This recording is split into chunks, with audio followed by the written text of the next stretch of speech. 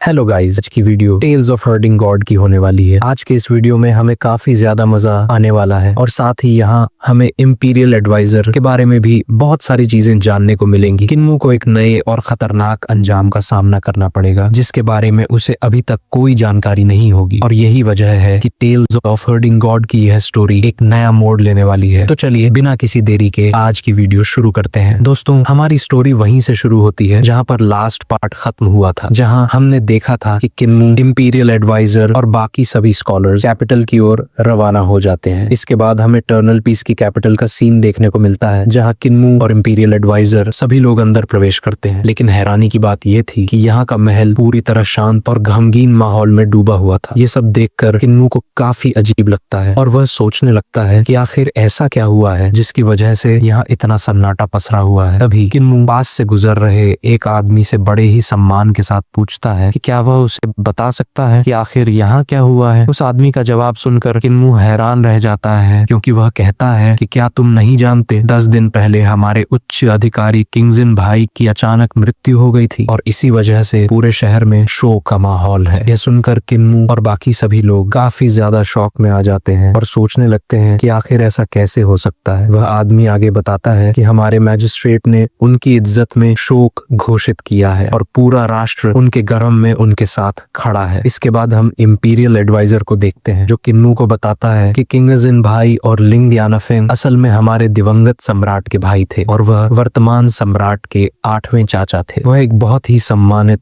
और नेक इंसान थे जिन्हें सभी लोग बहुत प्यार करते थे। उन्होंने सम्राट का हर जगह साथ दिया, चाहे वह युद्ध का मैदान हो या कोई और जगह। उन्होंने कभी भी अपने भाई को अकेला नहीं छोड़ा और यहाँ तक कि उनकी अंतिम सांसों के समय भी उनके साथ ही रहे। उन्होंने अनगिनत युद्ध लड़े जिनमें वह कई बार मौत के मुंह से वापस आए और अब उनका इस तरह अचानक चले जाना हम सभी के लिए बेहद दुखद है। यह कहकर इंपीरियल एडवाइजर बताता है कि उसे उनके अंतिम संस्कार में जाकर श्रद्धांजलि देनी होगी क्योंकि यह खबर उसके लिए भी बहुत ज्यादा शॉकिंग है। अब किन्मू इंपीरियल एडवाइजर की सारी बात समझ जाता है और उसे एहसास होता है कि यही वही गद्दार था जिसे ये लोग अब तक ढूंढ रहे थे। इसके बाद किन्मू सीधे इंपीरियल एडवाइजर से पूछता है कि उसे समझ नहीं आ रहा कि उसने गद्दारी क्यों की होगी। इस पर इंपीरियल एडवाइजर जवाब देता है कि उसने कभी भी सम्राट के खिलाफ गद्दारी नहीं की थी, बल्कि उसने मेरे खिलाफ गद्दारी की थी क्योंकि उसे अपनी लिंग फैमिली और अपने क्षेत्र की बहुत चिंता थी। वह एक ऐसा व्यक्ति था जो एक स्वतंत्र सत्ता की तरह था जिस पर सम्राट का भी पूरा नियंत्रण नहीं था। इसके बाद इंपीरियल एडवाइजर वहां से जाने लगता है और कहते हुए जाता है कि अब जब वह सोचता है तो उसे लगता है कि शायद किन्नू सही था और शायद उसे भी अपनी एक फैमिली शुरू करनी चाहिए। इसके साथ ही इंपीरियल एडवाइजर उस जगह पहुंच जाता है जहां उसे जाना था और दूसरी तरफ वो सम्राट तक सारी बात पहुंचा देता है। जब सभी लोगों तक ये बात पहुंच जाती है कि असल में किन्मू ही वह शख्स है जिसने बाकी स्कॉलर्स की जान बचाई थी, तो उसके बारे में तरह तरह की चर्चाएं होने लगती हैं। तभी कुछ अनाउंसर्स आते हैं और सबको बताते हैं कि किन्मू ने 7 बॉर्डन में दुश्मनों का पूरी तरह सफाया करके बहुत ही सराहनीय काम किया है और उसने काफी बड़ी मेरिट हासिल की है। इसी वजह से किन्मू को एबॉलिशर पैलेस का ग्रैंड मास्टर नियुक्त किया जाता है जो अपर क्लास के रैंक 5 में आता है और यह आदेश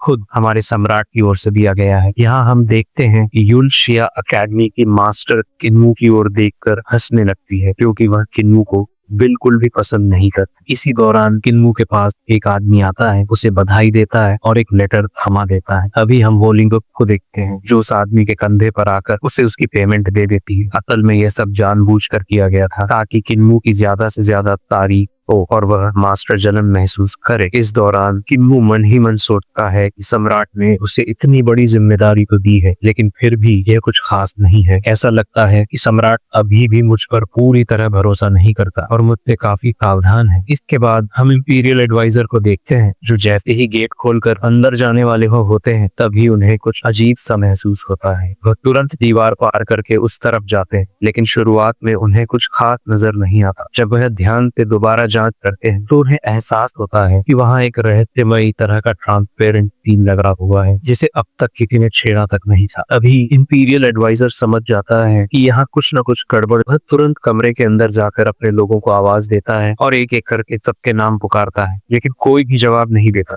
के बाद वह उस जगह पर जाता है जहां उसके लोग आमतौर पर मौजूद रहते हैं, और जैसे ही वह गेट खोलता है तो देखता है कि उसके सारे लोग बेहोश पड़े हुए हैं। तभी उसकी नजर ऊपर जाती है और वह देखता है कि हवा में उसका एक आदमी उल्टा लटका हुआ है और वह भी बेहोश है। इंपीरियल एडवाइजर पहले जमीन पर पड़े दोनों लोगों को होश में लाता है, फिर तीसरे आदमी को नीचे उतारकर उसे भी जगाता है और पूछता है कि आखिर यहाँ हुआ का क्या था। इस पर वह आदमी अपने अस्त व्यस्त कपड़े ठीक करते हुए कहता है कि उसे खुद नहीं पता कि उसके साथ क्या हुआ। वह बताता है कि इससे पहले कि वह कुछ देख पाता उसकी आंख खुली तो उसने खुद को उल्टा लटका हुआ पाया और उसके बाद वह फिर से बेहोश हो गया। अब जब होश आया है तो उसने खुद को सबके साथ यहाँ पाया। ये सुनकर इंपीरियल एडवाइजर समझ नहीं पाता कि आखिर उसका कौन सा दुश्मन इतना खतरनाक बन चुका है जो उसके पीछे पड़ गया है। तभी उसके पास एक मैसेंजर आता है और उसे बताता है कि सिर्फ उसके साथ ही नहीं बल्कि कई हाई रैंक ऑफिशियल के साथ भी बिल्कुल ऐसा ही हुआ है। उन सभी के घरों की हालत भी वही है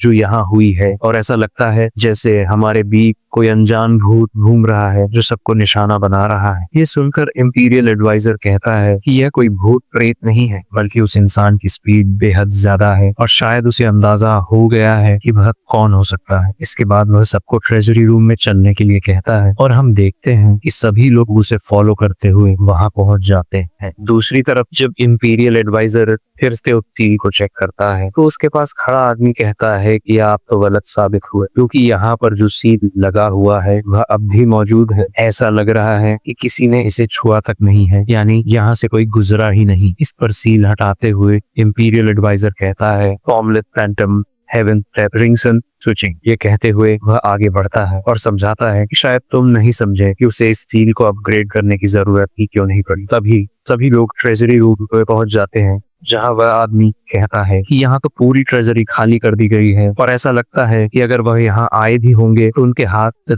धूल और कंकड़ ही लगे होंगे। इस पर इंपीरियल एडवाइजर और गहरी सोच में पड़ जाता है और तभी हवा में लटके हुए उस मैसेज को वह पढ़ता है। उस कागज पर लिखा होता है, इंपीरियल एडवाइजर, मैं अपना भाला वापस ले रहा हूँ और साथ ही तुमने अब तक जो भी ट्रेजर इकट्ठा किया है उन्हें भी खुशी खुशी अपने साथ ले जा रहा हूँ। इसे तुम्हारी तरफ से एक तोहफा समझना। चिंता मत करना, मैंने तुम्हारे सभी सर्वेंट्स का बहुत अच्छे से ख्याल रखा है और किसी को भी कोई नुकसान नहीं पहुंचाया। और हाँ, तुम्हें पता है मैं तुम्हारे बिस्तर पर सोया भी था। असल में यह इंसान कोई और नहीं बल्कि वही रैंडम पागल क्रिपल था। वह आगे लिखता है, अब बुरा मत मानना, तुमने खुद कहा था कि पैसा तुम्हारे लिए धूल मिट्टी के बराबर है, इसलिए मैंने उस पर भी हाथ साफ कर लिया। और हाँ, मैंने तुम्हारे ब्लैंकेट के अंदर खास तौर पर कुछ चीज रखी है, जाकर जरूर देख लेना। यहाँ हम देखते हैं कि जैसे ही वह ब्लैंकेट खोलता है इतनी भयानक बदबू आती है कि दोनों ही लोग अपनी नाक बंद कर लेते हैं। इस समय इंपीरियल एडवाइजर का गुस्सा पहले ही आसमान छू रहा होता है। तभी वह मैसेज आगे पढ़ता है जिसमें लिखा होता है, और हाँ, तुम्हारा वह टी पॉट जिसमें तुम अपनी स्पेशल चाय रखते हो उसमें मैंने अपनी एक स्पेशल ड्रिंक डाल दी है। अब हमारा हिसाब बराबर हो चुका है। यह पढ़ते ही इंपीरियल एडवाइजर का गुस्सा पूरी तरह फूट पड़ता है। वह जोर से चिल्लाकर कहता है, ये सब बाहर फेंक दो। उसकी आवाज इतनी तेज होती है कि बाहर तक सुनाई देती है और सभी लोग हैरान रह जाते हैं कि इंपीरियल एडवाइजर को आखिर हो क्या गया है। दूसरी तरफ वह आदमी अभी भी ब्लैंकेट को देखने की कोशिश कर रहा होता है, लेकिन जैसे ही वह उसे फिर से खोलता है वही बदबू आती है और वह तुरंत उसे वापस बंद कर देता है। इसके बाद ओल्ड मैन फू से इंपीरियल एडवाइजर कहता है कि उसे किंगजिन भाई को श्रद्धांजलि देने जाना है और इसके लिए उसे थोड़े पैसों की जरूरत है ताकि वह कुछ सामग्री खरीद सके। इस पर ओल्ड मैन फू जवाब देता है कि हमारे पास तो एक भी पैसा नहीं है। यह सुनकर इंपीरियल एडवाइजर कहता है कि ठीक है, तो वह कुछ पेंटिंग्स बनाएगा और उन्हें बेचकर पैसे इकट्ठा करेगा। इस पर ओल्ड मैन फू पूछता है कि क्या आप उन पेंटिंग्स पर अपना यह सिग्नेचर करेंगे, ये बताने के लिए कि उन्हें खुद इंपीरियल एडवाइजर ने बनाया है। अगर ऐसा हुआ तो उनकी कीमत बहुत ज्यादा मिल सकती है, लेकिन इंपीरियल एडवाइजर साफ मना कर देता है और कहता है कि वह अपने पद के दम पर कोई पैसा नहीं लेना चाहता और किसी भी पेंटिंग पर सिग्नेचर नहीं करेगा। यह सुनकर वह आदमी कहता है कि फिर तो एक भी पेंटिंग बिकना मुश्किल है, क्योंकि देश में इतने सारे मशहूर स्कॉलर्स हैं और जब लोग आपको जानते ही नहीं तो वे आपकी बनाई पेंटिंग क्यों खरीदेंगे। तभी एक और आदमी आगे आकर कहता है कि इतनी चिंता करने की क्या जरूरत है, डुकोई से मांग लो या फिर किसी मंत्री से ले लो। इस पर ओल्ड मैन फू जवाब देता है कि असल में हम उनसे पहले ही कई बार पैसे मांग चुके हैं और उसने कभी भी पैसे वापस नहीं किए। अगर हम ऐसा बार बार करते रहे तो यह बात बाहर के लोगों तक भी फैल जाएगी कि इंपीरियल एडवाइजर और उसके लोग आखिर कर क्या रहे हैं। लोग यह सोचेंगे कि ये लोगों से पैसे तो ले लेते हैं लेकिन ये लौटाने का नाम तक नहीं लेते। इसी के साथ सीन शिफ्ट होता है और हम किन्नू को देखते हैं। जैसे ही उसे पता चलता है कि उसके दोनों ग्रैंडपा उससे मिलने आए हैं, वह तुरंत उनके पास पहुंचता है और उन्हें गले लगा लेता है। फिर उन्हें पकड़कर मजाक में कहता है कि आप लोगों से रहा नहीं गया ना, आप मुझसे मिलने ही आ गए। इस पर ग्रैंडपा माँ बताती है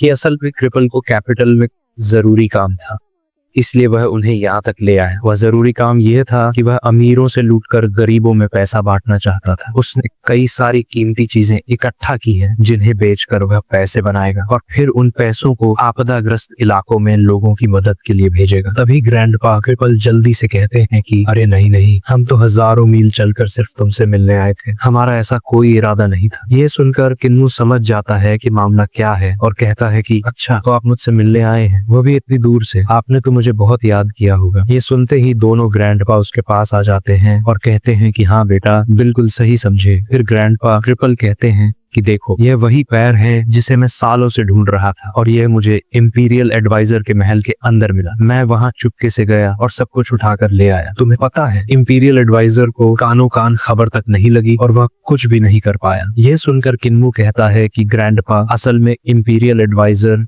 और मैं अभी अभी शहर वापस आए हैं, तो आप ये बताइए कि आप किस इंपीरियल एडवाइजर की बात कर रहे हैं जिसके घर को आपने लूट लिया और वह कुछ भी नहीं कर पाया। ये सुनते ही ग्रैंडपा क्रिपल किन्नू को घूरने लगते हैं और किन्नू भी उन्हें घूरते हुए कहता है कि हाँ हाँ बताइए। तभी ग्रैंडपा माँ दोनों पर हंसने लगती हैं और कहती हैं कि तुम दोनों अब बड़े हो चुके हो, बच्चे जैसी हरकतें करना बंद करो। इसके बाद ग्रैंडपा माँ अपनी बाह आगे बढ़ाते हुए कहती है कि हाँ, हम तुमसे मिलने तो आए थे, लेकिन असल में हम यह भी जानना चाहते थे कि क्या तुम हमारे पैर और हाथ फिर से ठीक कर सकते हो। ग्रैंडपा माँ की कटी हुई बाह देखकर किन्नू हैरान होकर कहता है कि क्या यह वही मिसिंग आर्म है? क्या आप सच में थंडर क्लिफ्स एक्ट के अंदर गए थे और वहां से इसे लेकर आए हैं? इस पर ग्रैंडपा क्रिपल हंसते हुए कहते हैं कि और क्या, मैं वह अकेला ही गया था और सारे दुश्मनों का सफाया करके यह हाथ वापस ले आया। वह एक जबरदस्त लड़ाई थी। अफसोस की बात यह है कि हमें वहां वह बूढ़ा नहीं मिला, वरना उससे भी दो हाथ हो जाते। इसी दौरान ये लोग बात कर ही रहे होते हैं कि तभी होलिंग आकर बताती है कि मास्टर, इंपीरियल एडवाइजर यहाँ आ चुके हैं। इंपीरियल एडवाइजर का अचानक आ जाना किन्नू को थोड़ा असमंजस में डाल देता है कि आखिर ऐसा क्या हुआ होगा। जैसे ही वह उनके पास जाता है, इंपीरियल एडवाइजर उसे देखते ही कहते हैं कि किन्नू, क्या तुम मुझे थोड़े पैसे दे सकते हो? इस पर किन्नू हैरानी से पूछता है कि हाँ बिल्कुल, बताइए आपको कितने चाहिए। तब इंपीरियल एडवाइजर जवाब देता है कि देखो, मेरी मासिक सैलरी सिर्फ 800 डीफेंग कॉइन्स है, मुझे बस इतने ही चाहिए। जैसे ही मुझे मेरी सैलरी मिल जाएगी मैं तुम्हें सारे पैसे लौटा दूंगा। मुझे बस कुछ चीजें ठीक करनी है और उसी के लिए पैसों की जरूरत है। यह सुनकर बेचारा किन्नू सोच में पड़ जाता है और मन ही मन कहता है कि इंपीरियल एडवाइजर आखिर इतने गरीब कब से हो गए, आखिर ऐसा क्या हुआ है। इस पर इंपीरियल एडवाइजर समझाते हैं कि कल्टीवेशन में संसाधनों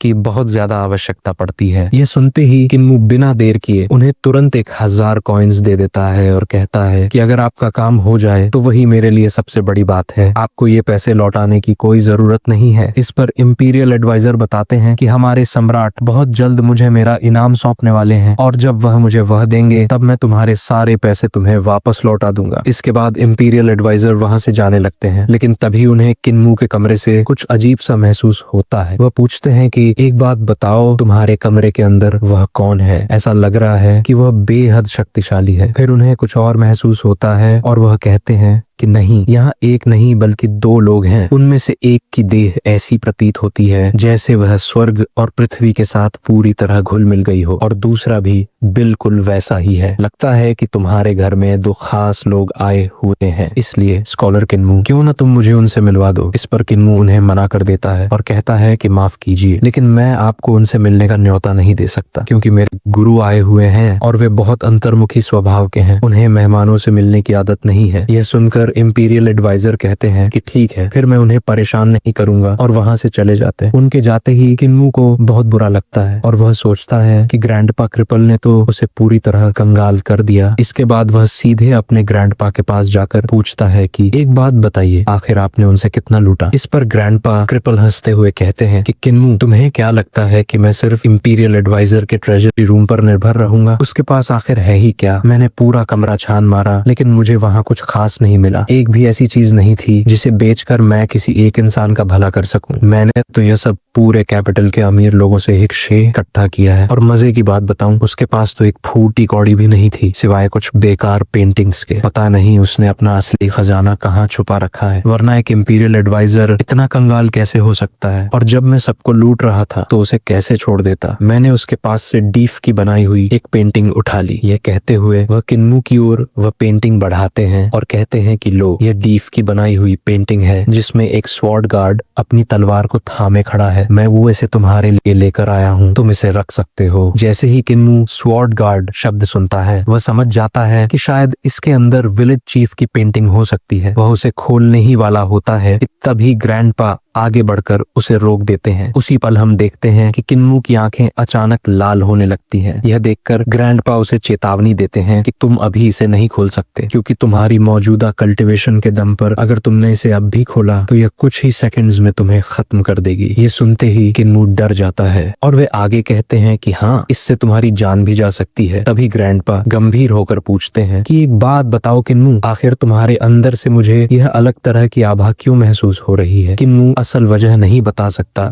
था, क्योंकि डेमन गार्ड दूथियान की चेतना का एक छोटा सा हिस्सा उसके अंदर मौजूद था। इसलिए वह बात घुमाते हुए कहता है कि असल में वह सैटर्न सॉवरिंग डिफरेंट फॉर्म की प्रैक्टिस कर रहा है और उसी की वजह से उसकी आभा में बदलाव आ गया होगा, या फिर उन्हें कुछ अलग महसूस हो रहा होगा। ये कहते हुए वह थोड़ी घबराहट में इधर उधर अपने काम में लग जाता है और जोड़ता है कि वैसे भी इंपीरियल एडवाइजर ने कहा था कि जब वह इस फॉर्म को डिफाई करेगा तो उसकी आभा में बदलाव आना स्वाभाविक है। इसके बाद वह होलिंग और ड्राइन से कहता है कि वे उसके ग्रैंडपा को पूरे शहर का टूर करा दें और जब तक वह उनके हाथ पैर ठीक कर रहा है वे लोग थोड़ा घूम आए। इतना कहकर किन्मू वहां से जल्दी निकल जाता है। यह देखकर उसके ग्रैंडपा को यह बात थोड़ी अजीब लगती है। इसके बाद रात का सीन दिखाया जाता है जहां हम किन्मू को देखते हैं जो एकांत में बैठकर कल्टीवेशन कर रहा होता है और उसी सैटर्न सॉवरिंग डिफरेंट फॉर्म को साधने की कोशिश करता है। इस दौरान वह एक नया अवतार अनलॉक करता है, लेकिन तभी उसका रूप पूरी तरह बदलने लगता है। साथ ही उसके हाथ में एक स्क्रॉल प्रकट होती है जिस पर लिखा टेक्स्ट बेहद रहस्यमयी होता है। किन्मू हैरानी से कहता है कि ग्रैंडपा ने अब तक मुझे जितने भी प्राचीन ग्रंथों के बारे में बताया था, यह उनमें से किसी जैसा नहीं है। ऐसा लग रहा है जैसे यह कोई आत्मा को मार्गदर्शन देने वाला ग्रंथ हो। तभी अचानक किन्मू के पीछे एक विशाल गेट प्रकट हो जाता है। यह देखकर किन्मू बुरी तरह चौंक जाता है और कहता है कि आखिर सैटर्न सॉवरिंग फॉर्म में यह नया गेट कहां से आ गया। तभी उसे एहसास होता है कि यह गेट बिल्कुल नाइन नेदर गेट जैसा दिखाई दे रहा है, जिसके भीतर से पहले भी कई प्राणी निकले थे और जिसने उनके जहाज को पूरी तरह नष्ट कर दिया था। तभी एक आवाज गूंजती है जो कहती है कि जिस स्क्रिप्चर को तुमने पढ़ा है वह असल में यूडाओ का एक ग्रंथ है। इसके बाद किन्मू नोटिस करता है कि यह आवाज उस गेट के भीतर से नहीं बल्कि कहीं और से आ रही है। वही आवाज आगे कहती है कि तुम जैसा कमजोर लड़का और एक साधारण प्राणी आखिर इस ग्रंथ को पढ़ भी कैसे पाया। किन्मू गुस्से में कहता है कि आखिर कौन है यहाँ, कौन मेरी देह के अंदर रहकर मुझसे बात कर रहा है। इस पर वह आवाज जवाब देती है कि नाटक करना बंद करो, तुम पहले से जानते हो। वह आगे कहता है कि जब तुमने इंपीरियल एडवाइजर को उसके गद्दारों से लड़ते हुए देखा था तभी तुम्हें पता चल गया था कि मैं तुम्हारे भीतर मौजूद हूँ। तो फिर यह दिखावा क्यों कर रहे हो? तुमने अपने उन दोनों लोगों को भी यहाँ से इसलिए दूर भेजा ताकि तुम मुझसे बात कर सको, है ना? ये सुनकर किन्मू गर्दन टेढ़ी करते हुए कहता है कि ठीक है, लगता है तुम अभी इतने बेवकूफ नहीं हो। तभी हम देखते हैं कि उस गेट के सामने लाल रंग का धुआं और उबलती हुई ऊर्जा जमा होने लगती है, जिसके साथ तेज चटकने जैसी आवाजें आने लगती हैं। कुछ ही पलों में वहां एक विशाल आंख प्रकट होती है और देखते ही देखते डेमन गार्ड दूथियान का चेहरा सामने आ जाता। वह किन्मू के पास आकर गहरी आवाजों में कहता है, बेवकूफ लड़के, क्या तुम्हें पता भी है कि तुम क्या कर रहे हो? तुम्हारे सामने डेमन गार्ड दूथियान खड़ा है और तुम उसके सामने इतने अहंकार से खड़े हो। तुम्हें तो मेरे सामने घुटनों के बल झुककर मेरी पूजा करनी चाहिए। तुम्हें मेरे सामने सम्मान के साथ बात करनी चाहिए। दया की भीख मांगने की तो तुम्हारी औकात ही नहीं है, क्योंकि तुम्हारे जैसे छोटे से जीव की मेरी नजर में कोई हैसियत नहीं। तुम मेरे सामने धूल मिट्टी के बराबर भी नहीं हो। यहाँ हम देखते हैं कि उसके बाकी दोस्त सिर भी अलग अलग दिशाओं से किन्नू को दबाने की कोशिश करते हैं, जैसे वे उसे पूरी तरह हावी होकर नियंत्रित करना चाहते हो। वे बार बार एक ही बात दोहराते हैं कि मेरी पूजा करो, मेरी आराधना करो। इस पर किन्नू उसे चिढ़ाते हुए कहता है कि अरे सर, वह पूजा नहीं कहलाती। दूथियान, आपकी जानकारी के लिए बता दूं कि हांगशान सेक्ट पूरी तरह नष्ट हो चुका है और इस पूरी दुनिया में अब सिर्फ एकमात्र इंसान मैं ही हूँ जो तुम्हें यहाँ समन कर सकता है। इसलिए जरा सोच समझ कर तय करो कि तुम्हें क्या करना है। अगर तुम मुझे मार दोगे तो तुम कभी भी इस दुनिया में वापस नहीं आ पाओगे, इसलिए बेहतर यही होगा कि तुम अपनी हद में रहना सीख लो, सरपूज्य दूथियान। यह सुनकर डेमन गार्ड दूथियान गुस्से में कहता है कि क्या तुम मुझे धमकाने की कोशिश कर रहे हो? मेरे पास एक नहीं 10,000 से भी ज्यादा तरीके हैं जिनसे मैं तुम्हें सेकंडों में मार सकता हूँ। यह कहते ही उसके ऊपर जोरदार बिजली गिरने लगती है, लेकिन किन्नू बिल्कुल नहीं डरता और शांत स्वर में कहता है कि एक बात बताओ, क्या तुम्हें डर नहीं लगता कि अगर तुम इस तरह डेविल किंग के रूप में पूरी तरह उजागर हो गए तो तुम्हारा क्या होगा? यह सुनते ही उसके सारे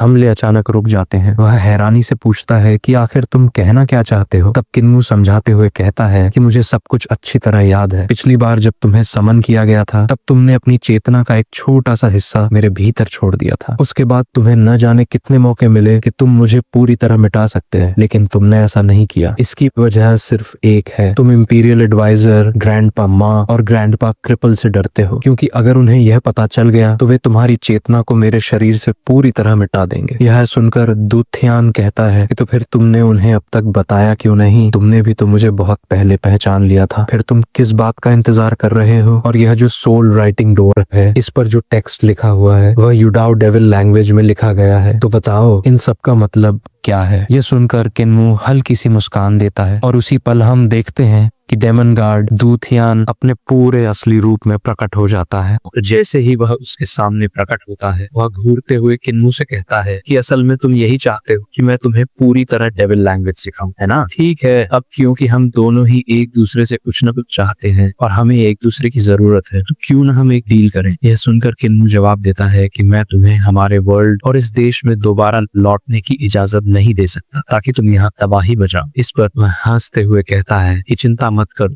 तुम्हारी इस दुनिया के खतरनाक और ताकतवर लोगों को देखने के बाद अब मेरी ऐसी कोई इच्छा नहीं रही कि मैं इस जगह को जीतूं। तुम्हें बस मेरे लिए कुछ लोगों को समन करना होगा और फिर उन्हें यहाँ भेजना होगा ताकि वे इस जगह पर रहकर अपनी संख्या बढ़ा सकें। यह सुनकर किन्नू कहता है कि अगर बीच में तुम्हारा इरादा बदल गया और तुम जिन लोगों को यहाँ बुलवा रहे हो उन्हीं के जरिए मुझे मरवा दिया तो? इस पर वह भड़क उठता है और कहता है कि चिंता मत करो, मैं तुम्हारे साथ 9 हेवन एंड अर्थ की शपथ और इस पैक्ट के तहत अगर कोई भी अपने वादे को तोड़ेगा तो यूडाओ का सम्राट स्वयं यहाँ प्रकट हो जाएगा और उसका खेल खत्म कर देगा। वह कोई साधारण अस्तित्व नहीं है बल्कि एक ट्रू प्राइमोर्डियल डिवाइनिटी है और यूडाओ मजिस्ट्रेट तो उसके सामने केवल एक दूत मात्र है। इस संसार की जितनी भी आत्माएं हैं उन सब पर उसी का नियंत्रण है, यहाँ तक कि देवताओं और दानवों की आत्माएं भी मरने के बाद उसकी दास बन जाती हैं। अब तुम खुद अंदाजा लगा सकते हो कि वह कितना शक्तिशाली है। तो बताओ, क्या तुम इस डील के लिए तैयार हो? किन्नू कहता है कि हाँ, ये सब ठीक है, लेकिन मुझे डेविल्स की भाषा नहीं आती, इसलिए हम ये शपथ मानव भाषा में ही लेंगे। यह सुनकर डेमन गार्ड हंस पड़ता है और कहता है कि तुम्हारे जैसे छोटे से प्राणी से और उम्मीद ही क्या की जा सकती है? तुम्हारी जान को खतरा तो बहुत ज्यादा है, लेकिन ठीक है, मुझे इससे कोई समस्या नहीं है। तो दोस्तों, आज के लिए बस इतना ही। मुझे उम्मीद है कि आप सभी को आज की वीडियो काफी पसंद आई होगी। अगर पसंद आई हो तो वीडियो को लाइक जरूर करना और अगर चैनल पर नए हो तो सब्सक्राइब करना मत भूलना। मिलते हैं अगली वीडियो में, तब तक के लिए बाय।